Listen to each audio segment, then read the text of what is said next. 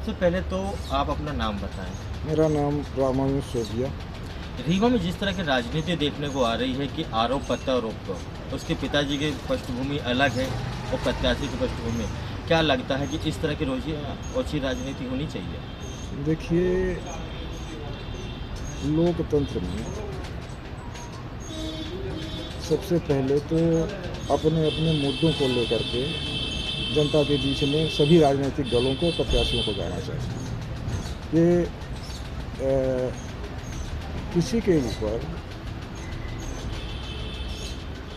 कुछ झूठी अफवाहें फैला करके या कुछ झूठे आरोप लगा करके किसी व्यक्ति विशेष के विरोध में प्रचार करना, ये लोकतंत्र का अपमान है।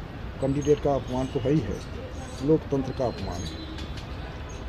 10 सालों से देखा जा रहा है कि जिस तरह की राजनीति ऑल ओवर चल रही है, मोदी फैक्टर, क्या मोदी फैक्टर ज़रूरी है या फिर बेरोजगार ज़रूरी है? देखिए, इस देश में शिक्षा, स्वास्थ्य और रोजगार ये अति आवश्यक मुद्दे हैं।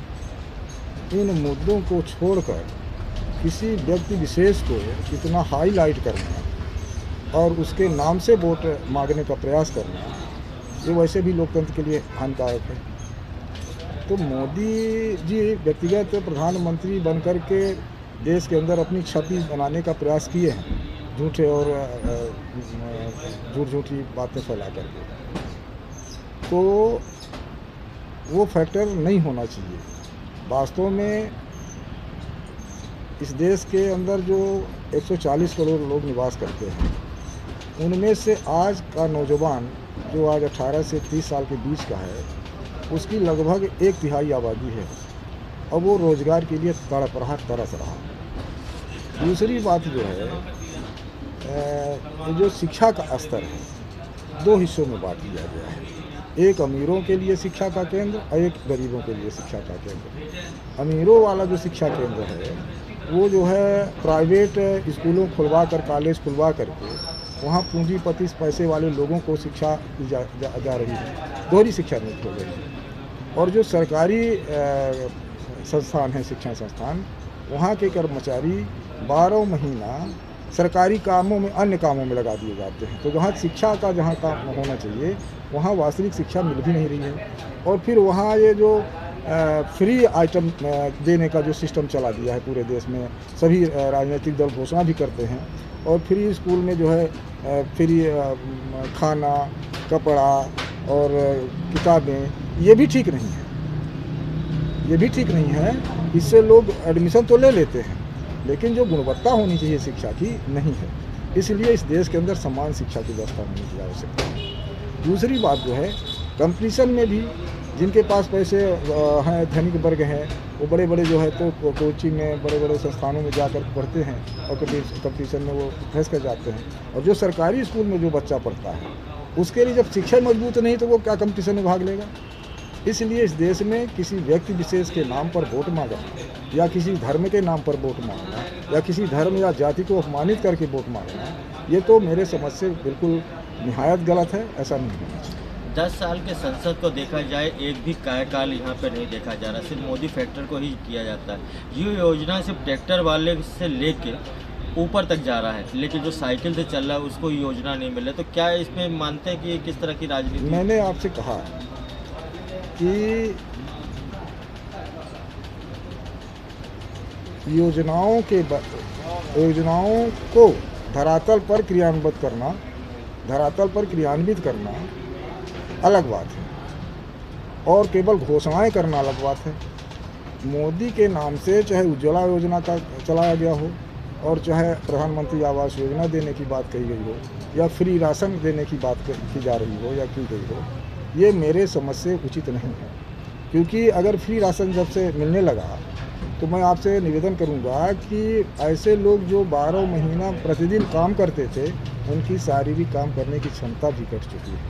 वो अपराध का इससे बढ़ावा भी हो रहा है, अपराध भी बढ़ रहा है। इससे लोग फ्री खाते हैं, वहाँ पर गल्ला लेते हैं कोटा से, और ले करके फिर वहीं पर जो है तो व्यापारी को बेच देते हैं, और उससे जो पैसा मिलता है, युवा जो है नशे के लत में लग जाता है, पैसा पाता है अनाज बेच करके और फिर नशा का सेवन करता है, उपद्रव मचाता है। तो इससे बेहतर है कि जो जिस काम में लगे थे, सवेरे उठते थे, अपने दैनिक काम करते थे, इसके बाद अपने काम में चले जाते थे, तो उनको फुर्सत ही नहीं मिलती थी ये सब काम करने का। तो इसलिए जो है फ्री वाला व्यवस्था तो ठीक नहीं है। आपके चुनाव में आपको क्या अंतर, क्योंकि मुद्दे पहले क्या थे और आपके मुद्दे क्या हैं? बहुत बड़ा अंतर है। आज तो धनतंत्र का और बाहुबल का इतना ज़्यादा प्रभाव है कि जिसके पास पैसा है वो वोट खरीद लेता है, मतदाताओं को भरमा देता है। तो बहुत सारे लोगों के पास जो है इंतज़ार करते रहते कि कब चुनाव आएगा, 10-5 दिन के लिए मेरा रोज़गार मुझे मिल जाएगा। इस तरीके तमाम सारे। तो इन सारी समस्याओं का जो है पहले के बीच में ऐसा नहीं होता था। पहले प्रत्याशी जाते थे, इत्मीनान से जनता के बीच में जाते थे, उनसे वोट मांगते थे। लेकिन अब यहाँ तो अब 2 दिन है बचा है अपने यहाँ रीवा का चुनाव, तो 2 दिन के अंदर आप देखेंगे कि कितना भागम भाग लगे रहेगा। इतने सारे लोग गली कूचे मोहल्ले में लोग घूमने का प्रयास करेंगे, जैसे तैसे किसी तरह से वोट मिले हमारे प्रत्याशी को। ये पूरी तरह से असफल प्रयास उनका रहता है और कई बार सफल भी हो जाते हैं। कुछ दिन पहले एक वीडियो वायरल हो रहा था कांग्रेस कार्यालय से पैसा बांटने का और ठेला देने का। अब क्या राजनीति इस तरह की हो गई कि झोला दे के और पैसा दे के? वैसे ये जो प्रत्याशियों का या किसी पार्टी विशेष का जो मार्केट में झोला आ रहा है, या उनके कपड़े भी जो है कई फैक्ट्रियाँ जो है कपड़े भी बना करके उनके चेहरे को उतार करके, या किसी भी माने देवी देवताओं का कपड़े वगैरह जो है कपड़े में उनकी सील लगा करके उनके चेहरे बना करके, ये बिल्कुल गलत है। ये टोटल गलत है, ऐसा नहीं होना चाहिए। लेकिन अब क्या करें, सरकार जिसकी है अपने मर्जी से वो सरकार चला रहे हैं।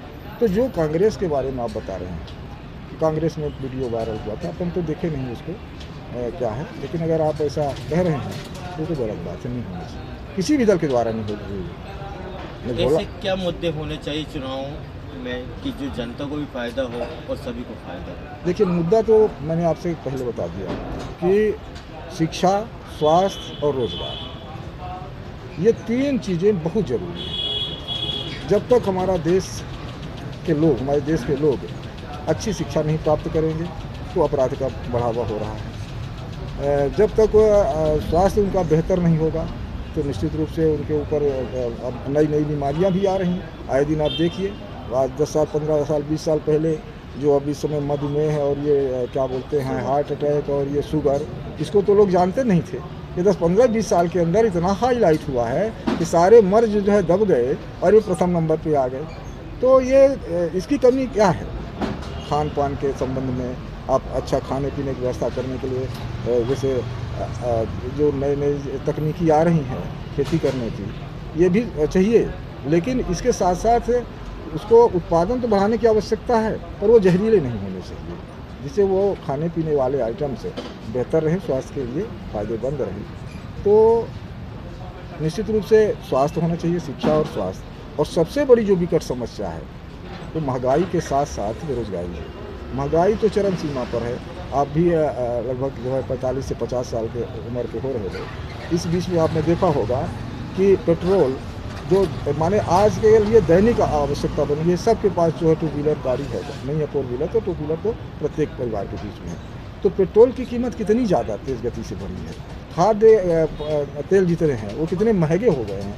दाल जो है तो आज 5, 7, 8, 10 साल पहले 40-50 रुपए के अंदर, 60 रुपए के अंदर मिल जाया करती थी, आज 200 पार करते जा रही है। पेट्रोल की स्थिति है, डीजल की स्थिति है, यानी कौन सा आइटम है, प्याज महंगी, आलू महंगा, टमाटर महंगा, सब्जी तमाम सारी महंगी। तो अब जब आमदनी नहीं आएगी तो लोगों का परिवार कैसे चलेगा?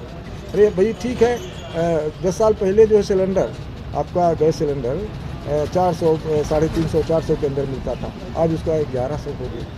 तो जब 1100 रुपये कोई कमा ही नहीं पाएगा महीने में, सारे लोग नहीं कमा पा रहे हैं। हम मानते हैं कि कमाई कुछ लोगों की बढ़ी है, लेकिन इसका मतलब नहीं है कि सारे लोग जो है तो समान हो गए हैं।